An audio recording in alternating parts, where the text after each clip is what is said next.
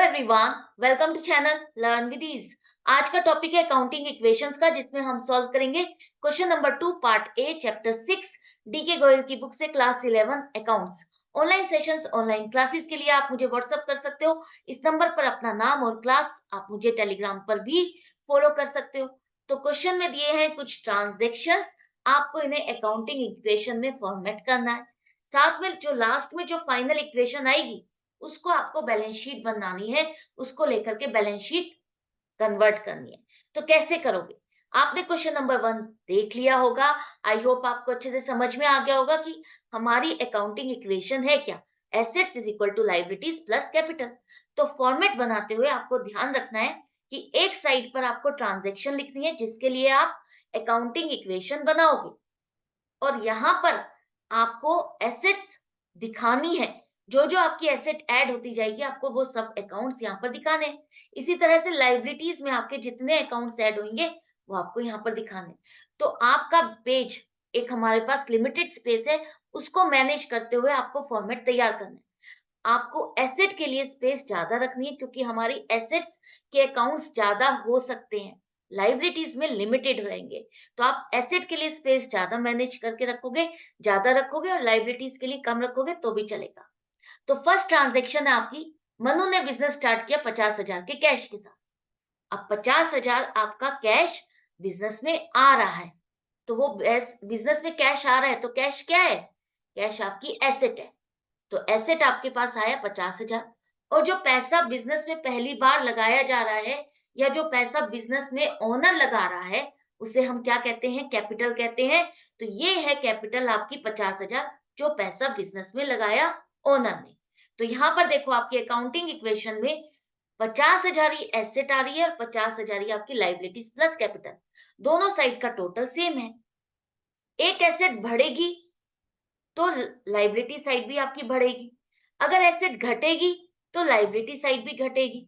अगर एक एसेट बढ़ेगी तो दूसरी एसेट घट भी सकती है। इसी तरह से एक लाइबिलिटी बढ़ेगी तो दूसरी लाइबिलिटी भी घट सकती है। तो ये आपको ध्यान रखना है कि किस तरह से आपकी इक्वेशन वर्क कर रही है। क्योंकि हम अगर एक एसेट को दे करके दूसरी एसेट को खरीद रहे हैं, तो आपस में एसेट ही इंटरचेंज हो रही है ना आपकी। एक एसेट आई और एक एसेट गई। इसी तरह से एक लाइबिलिटी की पेमेंट करने के लिए दूसरी लाइबिलिटी जनरेट हो गई, तो एक लाइबिलिटी घट गई, दूसरी लाइबिलिटी आ गई।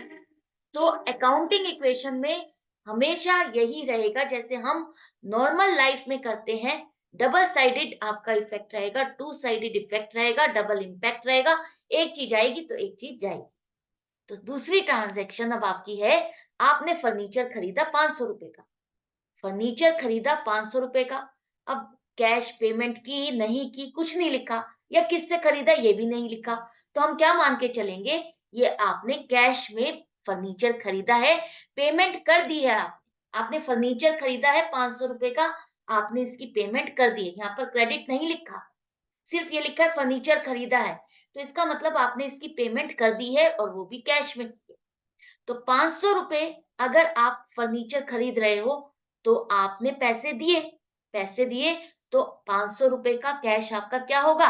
कम हो जाएगा, और नया एसेट आपके पास फर्नीचर आएगा। तो यहाँ पर 500 रुपए तो कम हो गए, एक एसेट कम हो गई, और इसकी जगह पर हमारे पास दूसरी एसेट आ गई, फर्नीचर। तो एसेट हमारी 500 रुपए, जो 500 रुपए थे वो हमारे कन्वर्ट हो गए दूसरी एसेट में 500 रुपए में। क्लियर है? तो एक एसेट कम हो रही है, दूसरी एसेट बढ़ गई है। अल्टीमेटली क्या इफेक्ट आएगा? आपकी एसेट 49,500 कैश रह गया, 500 फर्नीचर, तो टोटल वही 50,000 है, और कैपिटल तो आपकी वही 50,000 है। जो हमारा कैश था वो 49,500 है, और 500 रुपए हमने यूज करके दूसरी एसेट खरीदी, फर्नीचर। तो एसेट के आइटम हमारे इंक्रीज हो गए। क्लियर है? अब नेक्स्ट ट्रांजेक्शन देखो, हमने गुड्स खरीदे, मतलब कि स्टॉक खरीदा उधार पे। उधार पर, क्रेडिट पे खरीदा, मतलब उधार में खरीदा, हमने उसकी पेमेंट नहीं की। अब हमने एक नई एसेट खरीदी। कौन सी एसेट खरीदी? स्टॉक खरीदा। हमारे पास क्या आ रहा है? स्टॉक आ रहा है। तो स्टॉक, आपके पास नई एसेट आ गई, स्टॉक आ गया। अब ये आपके पास 4,000 का स्टॉक आ रहा है, लेकिन इसके साथ आपकी एक लाइबिलिटी भी आ रही है, क्योंकि आपने इसकी पेमेंट नहीं की। तो एसेट कैश तो आपका कम नहीं हो रहा। हाँ, आपकी एसेट आपको एक और मिल गई, 4000 में स्टॉक मिल गया, जिसकी पेमेंट आपने नहीं की। पेमेंट नहीं की तो वो क्रेडिटर है, जिससे हम सामान खरीदते हैं उधार पर, वो हमारा क्या है, क्रेडिटर है। जिसको अभी आपने पेमेंट नहीं की तो ये लायबिलिटी आपकी आ गई कि 4000 रुपए आपको पेमेंट करनी है। तो एक तरफ आपकी एसेट बढ़ी तो लायबिलिटी भी बढ़ गई, है ना? तभी तो इम्पैक्ट सेम रहेगा। एसेट बढ़ रही है तो लायबिलिटी भी बढ़ रही है। या अगर आपने इसकी पेमेंट कर दी होती तो हमारा कैश कम हो जाता, लेकिन हमने तो पेमेंट की नहीं। हम तो एक लायबिलिटी लेकर आ रहे, एक एसेट के साथ एक लायबिलिटी लेकर आ रहे। तो इक्वेशन क्या बनी अब आपकी?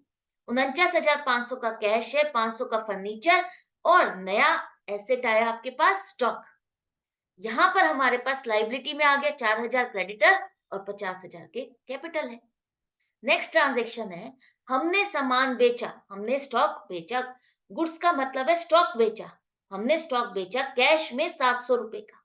700 रुपए का हमने सेल की है, हमने 700 रुपए की सेल की है, स्टॉक को बेचा तो हमें 700 रुपए मिले। लेकिन जो स्टॉक बेचा उसकी कॉस्ट क्या है, 500 रुपए। हमने जो स्टॉक बेचा उसकी कॉस्ट क्या है, 500 रुपए। तो हमने सेल की, हमने स्टॉक बेचा, तो हमें कैश में कितना पैसा मिला, 700 रुपए आए। 700 रुपए आ गए। अब हमने बेचा क्या, स्टॉक बेचा। स्टॉक बेचा तो 500 रुपए का स्टॉक कम हुआ ना, 700 रुपए का स्टॉक माइनस नहीं हुआ। आपका जो स्टॉक था जिसकी कॉस्ट 500 रुपए थी, उसे आपने 700 में बेचा, तो हमारा जो स्टॉक गया वो 500 रुपए का गया। 500 रुपए की ये वाली एसेट आपकी चली गई, माइनस हो गई, आपने इसको बेच दिया, ये अब आपके पास नहीं है। तो जो डिफरेंस आ रहा है 200 रुपए, वो क्या है, वो आपका प्रॉफिट है। 500 की चीज को आपने 700 रुपए में बेचा तो 200 रुपए का आपका प्रॉफिट है। और प्रॉफिट हो, लॉस हो या कोई इनकम है या आपका एक्सपेंस है, वो आपका कहाँ आएगा, किसके पास जाता है, ओनर के पास। ओनर को ही मिलता है, तो ओनर के पास ही हम इस प्रॉफिट को ऐड कर देंगे। ओनर का क्या है, कैपिटल है यहाँ पर। ओनर को कौन रिप्रेजेंट कर रहा है यहाँ पर, कैपिटल। उसकी कैपिटल में ही हम इस प्रॉफिट को ऐड कर देंगे, 200 रुपए। तो ये बहुत इंपॉर्टेंट ट्रांजेक्शन है जो आपको कंफ्यूज करती है, ध्यान से समझो। हमने 500 रुपए का स्टॉक बेचा है 700 रुपए में, तो 700 रुपए तो हमें बेच करके पैसा मिल गया, 700 रुपए। और हमने दिया क्या इसके बदले, अपना 500 रुपए का स्टॉक दिया। तो इससे 200 रुपए का जो इफेक्ट आया, प्रॉफिट आया, वो हमारी कैपिटल में ऐड होगा, हमारे ओनर का कैपिटल बढ़ जाएगा। क्लियर है? तो अब देखो इक्वेशन क्या बनी, हमारा कैश बढ़ गया 50,200 से, 500 रुपए फर्नीचर है और स्टॉक हमारा 500 से घट गया क्योंकि हमने 500 का स्टॉक बेच दिया। 4000 क्रेडिटर से और 50,200 रुपए से हमारी कैपिटल बढ़ गई। क्लियर है? अब आ जाओ नेक्स्ट ट्रांजेक्शन, हमने रेंट रिसीव किया, हमें रेंट की इनकम आई है 200 रुपए की। 200 रुपए की इनकम आई है, रिसीव्ड रेंट ₹200। अब क्या मिला, कैश मिला, चेक मिला, कुछ नहीं लिखा, तो हम क्या मान के चलेंगे कि हमें कैश मिला है। तो कैश हमारे पास आया है 200 रुपए का। 200 रुपए कैश का बैलेंस हमारा बढ़ गया, एसेट हमारी 200 रुपए से बढ़ गई 200 रुपए का कैश, और ये हमारी इनकम है। तो इनकम हम किस में ऐड करेंगे, कैपिटल में। हमारे ओनर के पास ही जाएगी ना ये इनकम, तो इनकम हमारी कैपिटल में ऐड हो जाएगी 200 रुपए। 200 रुपए यहाँ पर प्लस कर दो, करेक्ट। तो इक्वेशन आपकी हो गई, 50,400 रुपए का कैश हो गया, 500 फर्नीचर स्टॉक 3500 रुपए का है, और क्रेडिटर्स 4000 है और 50,400 की कैपिटल है। हर ट्रांजेक्शन के बाद आपको इक्वेशन निकालनी है और चेक करना है कि दोनों साइड का टोटल मैच कर रहा है ना। अगर किसी ट्रांजेक्शन में एक बार ही अगर आपने गलती कर दी तो आगे पूरा क्वेश्चन आपका रॉन्ग होता जाएगा। तो आपको बहुत ध्यान से करना है। एक बार ही आप 1 मिनट लगा लो, अच्छे से समझ के करो। यहाँ पर 1 मिनट लगेगी, अगर एक बारी मिस्टेक हो गई तो आप उससे ढूंढते रह जाओगे और आपका टाइम वेस्ट हो जाएगा। तो इसके बाद नेक्स्ट ट्रांजेक्शन है कि हमने सामान खरीदा, गुड्स खरीदे, स्टॉक खरीदा 1000 रुपए का कैश में। मतलब कि अब हम कैश अपनी एक एसेट दे रहे हैं और दूसरी एसेट खरीद रहे हैं। तो कैश हमारा गया, हमने सामान खरीदा, तो हमें कैश की पेमेंट करनी पड़ेगी, तो हमारा कैश 1000 रुपए से कम हो गया। और दूसरी चीज क्या आ गई हमारे पास, स्टॉक आ गया, 1000 रुपए का नई एसेट स्टॉक आ गया। तो 1000 रुपए से एसेट कम हो गई, 1000 रुपए से एसेट बढ़ गई। कैपिटल पर या यहाँ लाइबिलिटीज पे हमारा कोई इम्पैक्ट नहीं आया, सिर्फ एसेट्स ही चेंज हुई, आपकी इंटरचेंज हो गई, कैश हमारा कन्वर्ट हो गया स्टॉक में। अब फाइनल इक्वेशन हो गई आपकी 49,400 रुपए का कैश रह गया, 500 का फर्नीचर, 4,500 का स्टॉक हो गया, 4,000 के क्रेडिटर्स एज इट इज है, हमने अभी इसको पेमेंट ही नहीं की। हमारी कैपिटल 50,400, टोटल चेक कर लो, 54,400 ही आ रहा है ना? हाँ, 54,400 ही आ रहा है। अब हमारा ये पेज कंप्लीट हो गया है, तो नेक्स्ट पेज पे आ जाते हैं अपनी इक्वेशन को, यही इक्वेशन को लेकर के, और उसके बाद नेक्स्ट ट्रांजेक्शन है हमारी विड्रू फॉर पर्सनल यूज ₹700। जब पर्सनल यूज के लिए पैसा विड्रॉ किया जाता है, हम उसे क्या कहते हैं? ड्रॉइंग्स। जब भी पर्सनल यूज के लिए विड्रॉ किया जाएगा पैसा, उसे हम क्या कहेंगे? ड्रॉइंग्स। और पर्सनल यूज के लिए कौन विड्रॉ करेगा? जो ओनर है, जो बिजनेस का ओनर है, वो अपने पर्सनल यूज के लिए विड्रॉ कर रहा है। तो ओनर ने अगर पैसा विड्रॉ किया, वो उसकी ड्राइंग्स है, उसे हम ड्राइंग्स कहते हैं। तो अब इसने पैसा विड्रॉ किया, विड्रू फॉर पर्सनल यूज ₹700, मतलब कि कैश विड्रॉ किया, तो कैश हमारा घट गया क्योंकि उसने निकाल लिए, तो एक एसेट हमारी 700 रुपए से घट गई। अब ये 700 रुपए की जो ड्राइंग्स है वो किससे रिलेटेड है?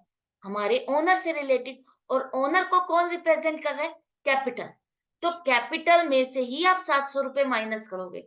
अगर उसने पैसा विड्रॉ किया, बिजनेस से पैसा विड्रॉ किया, तो उसकी कैपिटल कम हो जाएगी। क्लियर है? उसी की ड्राइंग से ना, ओनर की ड्राइंग है, ओनर ने पैसा निकाला है और ओनर को प्रेजेंट कर रहा है कैपिटल। तो जो भी हम प्रॉफिट, लॉस, इनकम, एक्सपेंस कहाँ डाल रहे हैं? कैपिटल में प्लस माइनस कर रहे हैं। इसी तरह से ओनर की ड्राइंग भी आप उसी में से ही माइनस करोगे। क्लियर है? अब नेक्स्ट ट्रांजेक्शन आपकी, कि हमने पैसा दे दिया है क्रेडिटर्स को 400 रुपए, क्रेडिटर्स को पेमेंट करी है 400 रुपए की। अब पेमेंट कर रहे हो 400 रुपए से, आपका कैश कम हो जाएगा। पेमेंट कर रहे हो तो कैश गया, 400 रुपए से माइनस हो गया। इधर आपकी लाइबिलिटी भी 400 रुपए से कम हो गई। क्रेडिटर्स को अगर आप पेमेंट कर दोगे तो लाइबिलिटी भी 400 रुपए से कम हो गई। तो देखो, आपकी एसेट भी कम हुई, लाइबिलिटी भी कम हो गई, दोनों साइड में रिड्यूस हुआ ना। तो इक्वेशन क्या आ गई? 48,300 का कैश आया, 500 फर्नीचर, 4500 स्टॉक, 3600 क्रेडिटर्स, और अब आपकी कैपिटल रह गई 49,700 रुपए। क्लियर है? अब इसके बाद आपकी ट्रांजेक्शन है, सैलरी की पेमेंट की है हमने 200 रुपए की, 200 रुपए हमने सैलरी की पेमेंट की, पेमेंट कर रहे हो, फिर से आपका कैश गया, एक एसेट गई, 200 रुपए माइनस हो गए, कैश एसेट गई। अब ये एक खर्चा है, सैलरी जो पे कर रहे हो ये आपका खर्चा है, कोई एसेट आपने नहीं खरीदी है, कोई लाइबिलिटी की पेमेंट नहीं की आपने, ये आपका सैलरी जो पे कर रहे हो ये खर्चा है। और खर्चा हम कहाँ डालेंगे? कौन बियर करेगा? ओनर। ओनर को रिप्रेजेंट कर रहा है कैपिटल, तो कैपिटल में से ही इस 200 रुपए को माइनस करोगे। तो यहाँ एसेट भी कम हो गई, लाइबिलिटी भी कम हो गई। अब फाइनल इक्वेशन आपके पास क्या आई? फाइनली सभी ट्रांजेक्शन्स को करने के बाद आपके पास क्या एसेट्स बची हैं और क्या लाइबिलिटीज और कैपिटल है। 48,100 रुपए का कैश है, फर्नीचर 500, 4500 का स्टॉक, 3600 के क्रेडिटर्स रह गए और 49,500 की कैपिटल। अब क्वेश्चन कह रहा है कि पहले तो आप इसको चेक कर लो, क्या दोनों साइड का टोटल मैच कर रहा है? मैच कर रहा है तो बल्ले बल्ले है, 53,100 रुपए का दोनों साइड का टोटल है। अब क्वेश्चन कह रहा है कि आपको इसे बैलेंस शीट फॉर्मेट में लिखना है, बैलेंस शीट फॉर्मेट में दिखाना है, और दिखाना है कि आपकी बैलेंस शीट मैच कर रही है। बैलेंस शीट क्या है हमारा? एक साइड पर हमारी लाइबिलिटीज और कैपिटल है, दूसरी साइड पर एसेट है। जो एसेट है, या तो वो हमने अपनी एक एसेट दे करके दूसरी एसेट खरीदी, या हमने किसी से पैसा बोरो करके खरीदा, या ओनर का ही पैसा लगा है। तो इंटरचेंज यही आपस में हो रहे हैं ना। तो एक तरह से क्या है, ये एक तराजू है, एक तराजू है जिसमें दोनों साइड का बैलेंस सेम रहेगा।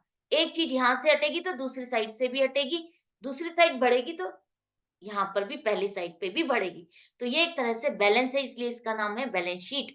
तो एसेट और लाइबिलिटी साइड का, दोनों साइड का टोटल मैच करना चाहिए। लेफ्ट साइड पर आपका लाइबिलिटीज एंड कैपिटल लिखो। आपने जो इक्वेशन बनाई है, यहां से लाइबिलिटीज में आपके क्या क्या आ रहे हैं? एक तो आ रहा है क्रेडिटर 3600 रुपए, और कैपिटल आ रही है आपकी 49,500 रुपए। ये दोनों चीजें आपने यहाँ पर लिखी, यही दो आइटम है आपकी। अब एसेट्स में आपके पास क्या क्या है, सभी आइटम आपको लिखने हैं। कैश आपका है 48,100 रुपए, फर्नीचर 500, स्टॉक 4500।